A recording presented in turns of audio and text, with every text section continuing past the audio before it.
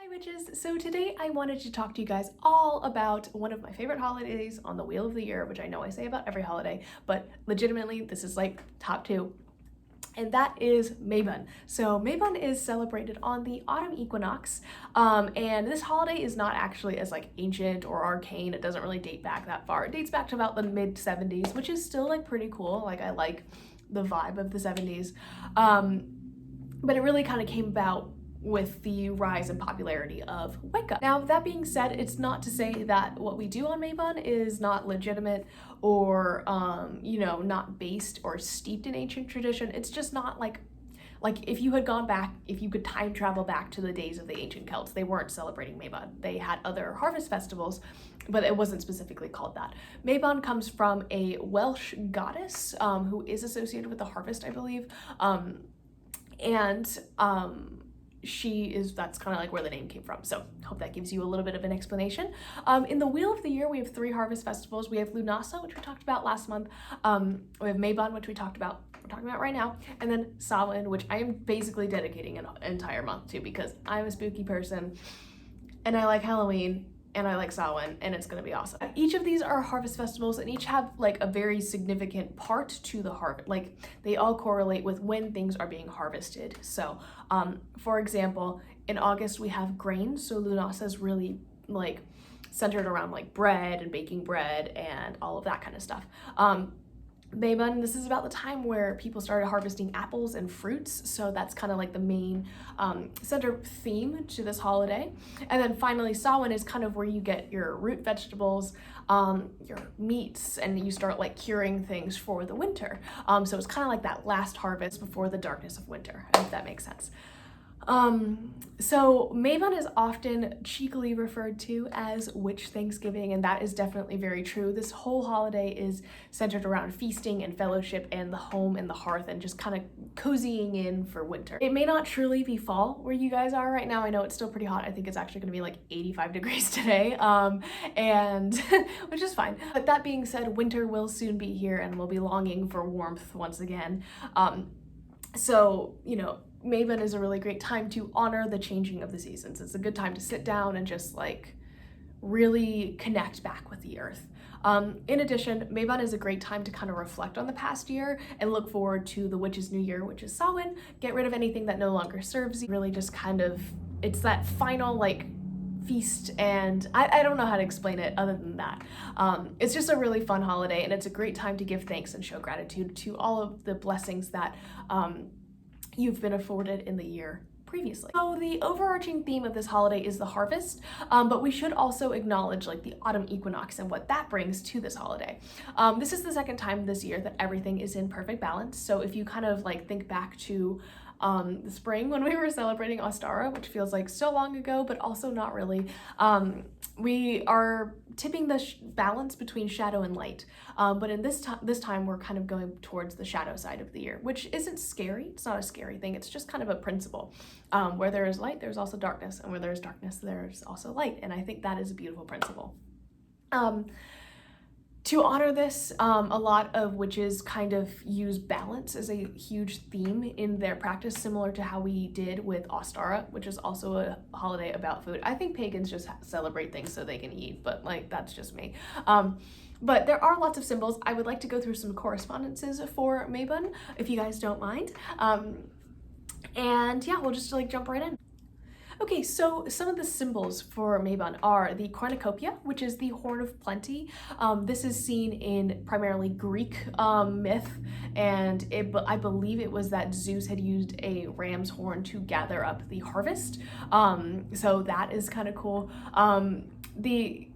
Some other symbols include seeds, pine cones, of course the harvest, any tools that are associated with the harvest, so like the scythe, the plow, and stuff like that. The oak tree is also a really big symbol, as well as the stag, but we'll get into that in a little bit. The besom is also a very big symbol, as well as the hearth. So a lot of like home-based magic is done on Mabon. Some colors associated with this time or this holiday are orange, red, brown, copper, dark yellow, and dark green. So really just like fall colors are really popular right now, especially to decorate your altar or decorate your home. Some foods that you can make in honor of Mabon include anything with corn, beans, squash, which is very like the Three Sisters, which is a Native American, like that was like their main staple crops. A lot of people choose to incorporate that into their Mabon meals. You could also use anything with like apples, pumpkins, cider, root vegetables, pomegranates, which are tied to, oh my gosh, I almost said Aphrodite, no, Persephone, as well as wine and beer or mead. So all of those things are really associated with this holiday. Again, big feasting holiday, so definitely indulge. Some herbs you can use in any of your magic include yarrow, which we did a whole video on if you are interested, rosemary, sage, mugwort, rose, sunflowers, thistle, any sort of like orange flowers, as well as oak and acorn. Like that's a very Wiccan thing, but oak and acorns are representative of like the green man or this like fertility god, and they're a very powerful symbol, especially within Wicca. They are for me as well because I do work with Herne, who is an aspect of the horned god, and he is very much associated with acorns and oaks. So yes. Some stones that you might use to decorate your altar include amber, citrine, aventurine, sapphire, any sort of jasper, I would say, moss agate, anything that is kind of those colors, those core harvest colors, so like dark green, orange, red, brown, yellow, stuff like that. Some deities that are associated with Mabon are, of course, Mabon, the Green Man, Persephone, the Morrigan, yes, Inanna, the Horned God, or Herne, which is one of my gods as well, and then, of course, the Lord and Lady within Wiccan tradition as well, so I do want to touch on that as well. Some animals that you can use to decorate your altar, some like not actual animals, but like symbols, include the owl, the stag, the blackbird, farm animals, any sort of like animals that you see a lot in the fall. I would argue that like bears would be a good one, deer in general, like not just the stag, crows, anything like that that you really think of like when you think of fall time, definitely that. So yeah, to celebrate, this one is really, really great for witches who are kind of, undercover. I'm going to say that, like undercover witches, who aren't completely out about their practice.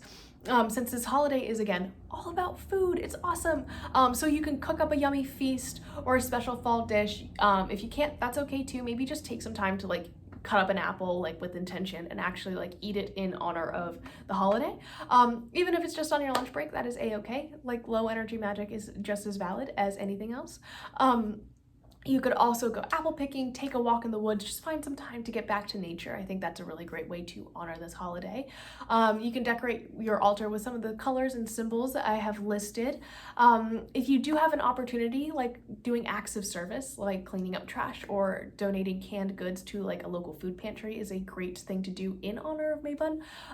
So yeah, like mundane stuff can be done in the name of witchcraft and be just as valid and beautiful. I think that's an amazing facet of this spirituality. So, the final thing that I can really recommend is, of course, cleaning your home, decorating it for fall. I think this is like a really good time to do it, and to do so in honor of the changing seasons is just like really cool to me. So I definitely recommend it. I feel like Mabon is kind of like one of those like more low-key holidays, unlike Beltane, which is kind of like more formal and there's a lot of like revelry and feasting and stuff like that. So if you don't do too much for this one, that's a-okay, like don't worry about it. It's actually very much in line with the energy of this holiday, where it's kind of like we're slowing down and getting into like the slower, darker part of the year, which is just a cool thing. It's almost like the waning half of the year. I know we talked about moon magic for an entire month, but it's really like very much, I see the similarities between the darker half of the year and waning moon energy. So I think that's very interesting. So yeah, I had a little meetup with some local witches. I'm gonna try to put in some footage here, especially of our altar and stuff, so you can see what I'm doing. Mabon is tomorrow, so check out my unboxing for Witch Wednesdays tomorrow. It's kind of a typical thing. I think I've done it for every single holiday. So I definitely will have that up for you tomorrow, and I'll see you guys then. Bye.